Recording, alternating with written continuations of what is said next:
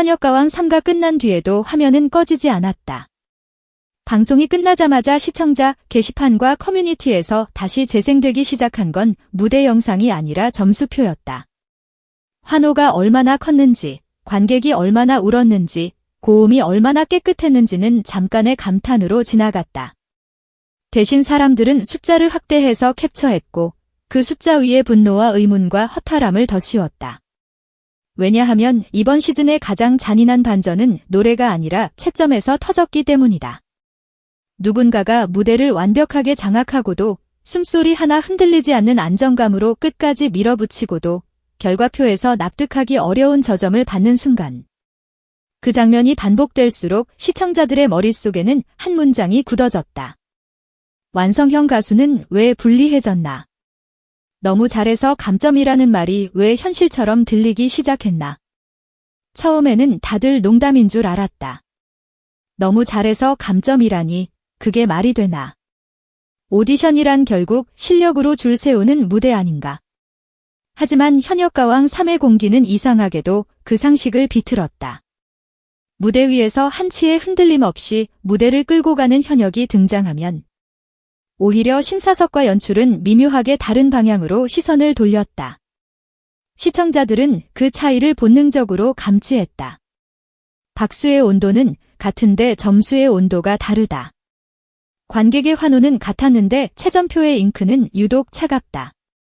그 차이가 쌓이는 순간부터 논란은 팬덤 감정 싸움이 아니라 하나의 구조적 질문으로 변했다. 현역가왕 3는 정말 노래를 평가하고 있는가? 아니면 노래 위에 서사를 먼저 올려놓고 점수를 그 서사에 맞게 끼워 맞추고 있는가? 현역가왕 3가 내세운 상징은 마녀 심사단이었다.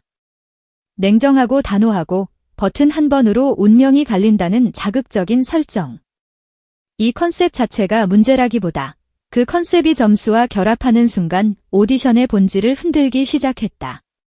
버튼이 눌리는 순간 카메라는 슬로모션으로 내려앉고 배경음악은 감정선을 폭발시키며 자막은 전율과 눈물과 인생역전 같은 단어를 과감히 던진다. 시청자들은 그 연출을 즐길 수도 있다. 예능이니까. 하지만 예능이 점수까지 지배하는 것처럼 보이는 순간 즐김은 불신으로 뒤집힌다. 노래의 음정과 박자, 호흡과 발성, 감정의 세밀한 설계보다 화면이 원하는 드라마의 강도가 더 중요한 것처럼 느껴지는 순간 경연은 흔들린다. 그리고 그 흔들림의 가장 큰 피해자가 바로 완성형 가수들이라는 역설이 시작된다. 완성형 가수란 무엇인가? 이미 현장에서 검증된 사람들이다. 수천 번의 무대를 몸으로 버티고 작은 행사부터 큰 공연까지 관객의 온도를 읽을 줄 아는 사람들이다. 실수하지 않는 법을 알고 흔들리더라도 무너뜨리지 않는 기술이 있다. 한마디로 무대에서 안정감이라는 단어가 실제로 어떤 의미인지 보여줄 수 있는 존재들이다. 그런데 현역가왕 3에서는 그 안정감이 때때로 칭찬이 아니라 경계의 대상처럼 취급되었다. 너무 안정적이다. 너무 완성됐다. 예상 가능한 무대다. 성장 서사가 부족하다. 이 말들은 겉으로는 심사의 언어처럼 들리지만 시청자에게는 다른 의미로 번역된다. 지금 이 사람은 이미 잘하는 사람이라 드라마가 약하다. 그러니 점수로 흔들어야 한다. 그 번역이 가능해지는 순간 너무 잘해서 감점이라는 말은 더 이상 과장이 아니라 관찰이 된다. 시청자들이 분노한 지점은 결국 하나로 모인다. 공정성이라는 간판을 걸어놓고 실제로는 드라마를 설계하기 위해 점수를 쓰는 듯한 장면? 어떤 참가자의 떨림은 감동으로 포장되어 만점의 이유가 되고 다른 참가자의 안정감은 신선함이 부족하다는 명목으로 감점의 이유가 된다. 떨림이 무조건 나쁘다는 말도 아니고 안정감이 무조건 최고라는 말도 아니다. 문제는 기준이 일관되지 않게 느껴지는 순간이다.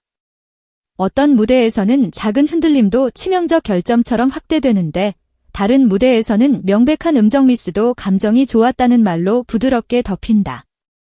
어떤 참가자에게는 정통 트로트라는 요소가 칭찬의 근거가 되고 다른 참가자에게는 너무 정통이라 새로움이 없다는 이유로 칼이 된다. 같은 단어가 칭찬이 되었다가 감점이 되는 이중잣대가 반복될수록 시청자의 신뢰는 조용히 부서진다. 그 부서짐이 가장 선명하게 보이는 순간이 바로 격전의 순간이다. 무대를 완성도로 눌러버렸다고 느낀 참가자가 점수표에서 예상 밖의 저점을 받는 장면. 시청자는 그때 질문한다. 지금 방금 내가 본 무대가 정말 이 점수인가? 그리고 그 질문은 단순한 불만을 넘어 프로그램의 정체성까지 겨냥한다. 현역가왕 3가 정말 실력 경연이라면 완성형의 무대는 그 자체로 상위권을 증명해야 한다. 하지만 만약 현역가왕 3가 이야기의 곡선을 설계하는 예능 드라마라면 완성형은 위험한 존재가 된다. 너무 잘해버리면 판이 빨리 정리되고 다음 회차의 서사를 만들 여지가 줄어든다. 그래서 완성형을 초반에 압도적으로 띄우거나 반대로 예상 밖의 저점으로 흔들어 논란과 화제성을 만들어야 한다. 시청자들이 느끼기에 현역가왕 3는 그 중에서 후자의 버튼을 더 자주 눌러버린 것처럼 보인다는 점이 문제다. 이 구조가 잔인한 이유는 가수들의 시간과 삶이 연출용 숫자로 소비되는 듯 보이기 때문이다.